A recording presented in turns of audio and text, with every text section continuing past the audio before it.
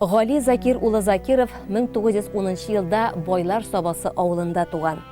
1941 елның июленнән Бөек Ватан сугышында. Воронеж фронты составындагы 60-нчы армияның 8-нче гвардия һава десанты полкының 3-нче батальонында укчылар отделениесе командиры.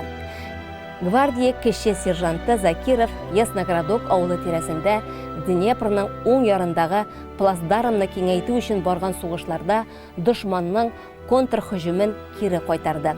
Фашистларның бер ротага якын солдатын юк иткән. Шул рәвешле полк подразделениеләренә алга таба хәрәкәт итәргә мөмкинлек тудырган. Советлар Союзы герое исеме 1944 елның 10-нчы гыйнварында бирелгән. 1944 елның февралендә Украинада барган сугышларда һәлак булган.